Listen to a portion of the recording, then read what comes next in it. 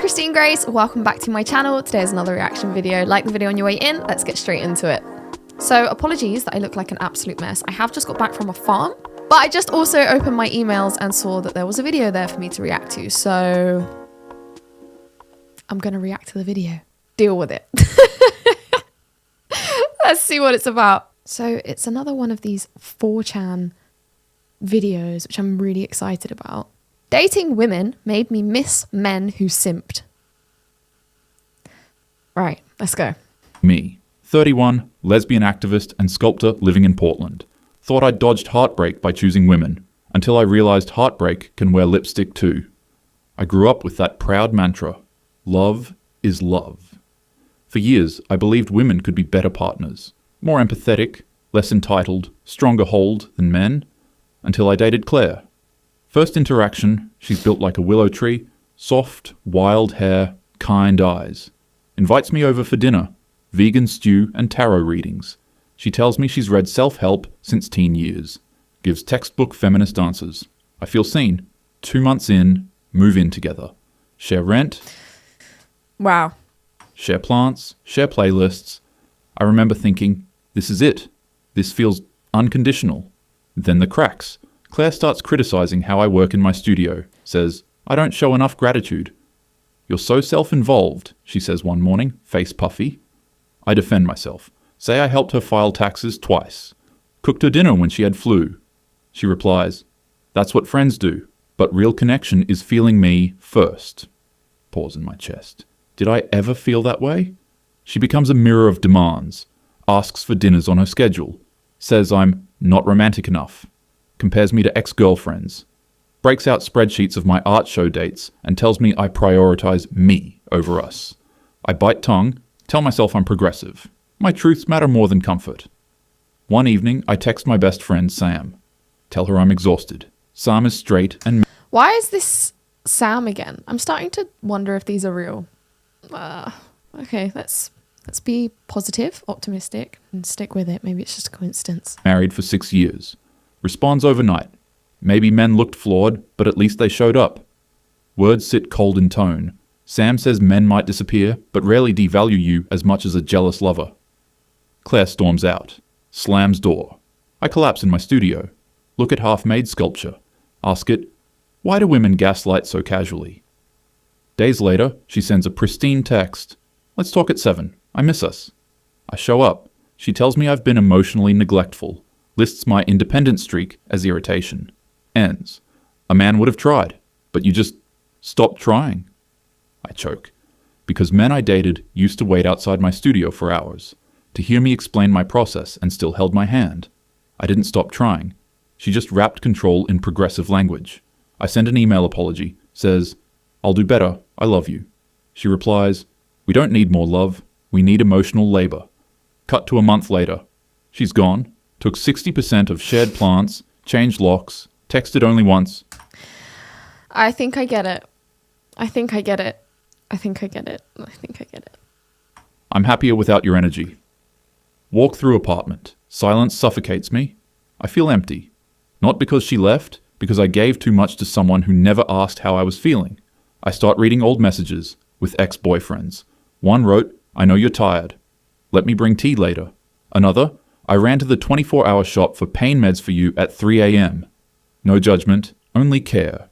Pull up texts with Claire. Scroll to first week. She said, you make me feel understood. Just lines become heavier. I think about love unconditionally, about how men I knew did it without applause, did it with effort that seemed boring but eternal. My feminist friends tell me I'm being nostalgic, say I'm romanticizing patriarchy, reply, maybe I'm just mourning emotional consistency. I tell one friend I wish I wasn't attracted to women anymore. Friend laughs and says, that's harsh, but I get it. I feel guilt that my sexuality feels like punishment for choosing uninformed love. Go to feminist art show, panels about consent culture and queer theory. Everyone applauds the edge. I think about how edges cut you when you're the one bleeding. Close friends tell me, you deserve softness. Softness with intention, not code for compliance. They say I still believe women are safer. That's why I stayed. I drink wine in my studio, look over sculpted clay busts of women's faces, pat their ears, their shoulders. Tell them. They bear the witness I miss. Post short essay. I learned women can love fiercely and fiercely undercut each other. Men made me coffee at 5 a.m. Women shut windows at midnight. Publish it under my handle. Shares climb steady. Comments from other queer women nodding empathic pain. Straight women reply, we see this too. One comment from a man says, it wasn't floor to stay. It was floor to give your love as currency. Heart flinches, but I can't delete it.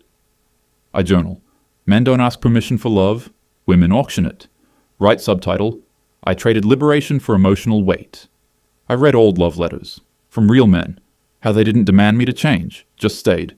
Realize maybe love conditioned isn't love.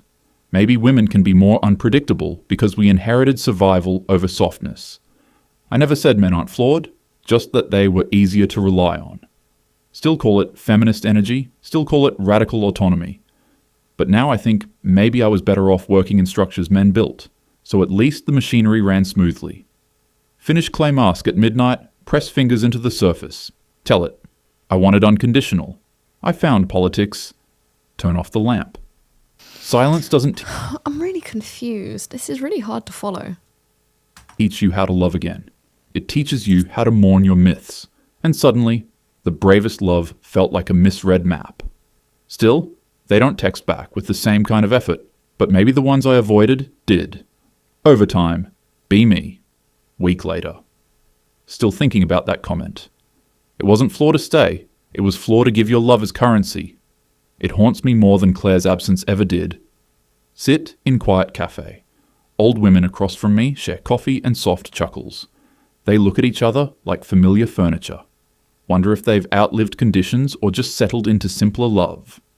Phone vibrates. DM from a woman I matched with months ago. Never followed up. Message. I saw your essay. It hit me in the stomach. Don't reply. Not because I'm bitter. Just, I don't want to start another exchange rate of affection. Later that night, scroll Reddit, land on r/askmen. Top post, what's something women don't understand about being a man? Top comment, we show love by doing. But if it's not her love language, it doesn't count. Hundreds of upvotes, men sharing stories of being dismissed because their love didn't sound poetic, just looked like effort. Pause. Never thought about it that way. Claire wanted performance, but never saw my function as love. Read another comment. Guy talks about staying with ex when her mom died. Did grocery runs, therapy rides, kept her job afloat. She left him because he wasn't emotionally available. The irony stings. Text Sam again. Ask if her husband ever gets thanked for the small stuff. She says, he doesn't expect thanks, but I give it, because I see him. That line, because I see him, rings like church bells in my chest. In relationships with women, I was always trying to be seen, heard, validated, and when I couldn't keep up, I was labeled selfish. It's weird. I thought being with women would mean balance, but it felt more like an arms race of who could critique more beautifully. Open my notes app. Type. Unconditional love from women comes with terms in fine print. Remember this girl I once dated at 26. Said she'd never date a man again. Too transactional, she said, but I saw how she treated her own girlfriend. Passive-aggressive, withholding, entitled. When you get down to it, everything in life is transactional. Everything. You know, this unconditional love idea, it's an idea that's generated by Hollywood and the movies. There is conditions to absolutely everything. You have conditions. I don't believe that unless there is exceptional circumstances, if you go into a marriage with someone and they say, hey, I'm going to fulfill this, that, or the other, and then for whatever reason, they just decide to stop doing it. So for example, let's throw an example out there. Let's say the man says, I'm going to protect and provide for you as best as I can, no matter what. Cool. Woman says, I am going to build a home, provide a home, look after the home, do all of the home domestic duties. I'm going to raise the children. I'm not going to work, and that's going to be my sole priority. So they both get married. Unless it's under exceptional circumstances, say the woman gets drastically ill and can't fulfill her duties anymore, or the man suddenly gets fired, but hopefully is trying to find another job. Like, those are exceptional circumstances. You stay with the people through that. But if either of those parties somewhere along the way decides, I'm I don't feel like it anymore. I just can't be bothered. So I'm just not going to do it anymore. You don't stay with that person. They've breached the terms of the agreement. You know, you try and make it work. I'm not saying just run away, but at the end of the day, I'm trying to make a point of everything is transactional. Everything has expectation. Everything has a level of responsibility and duty. And we have that level of responsibility and duty to each other. You know, if you present yourself as a certain type of person and say, I'm going to do this, that, or the other, it is your duty. Morally, I believe you are obliged to keep your word as best you can. And as long as you are doing it as best you can, no one's perfect. There's understanding, hopefully, between the two of you because there is love there. But a relationship, you know, is not just built on love. It's built on all of these other things, all these other layers that matter. And they actually prove that the love is there. Your willingness to continue to be the person that you claimed you would be, or even just your willingness to be honest about the person you are. That stuff matters. You know, this idea of unconditional love and all of this, it's not helpful. It's not useful. It doesn't do anything but create delusions and excuses to be self-entitled and unaccountable. Offended her back then. Now I see it clearer. Go back to old journal entries, see patterns, me giving, me folding, me making space, but never being offered any. One entry reads, "Today, she said I'm only lovable when I'm centered. Like I'm a yoga class, not a human being. It's not all women, I know that. But the myth of women loving better, it's cracked now. Shattered quietly behind Instagram affirmations.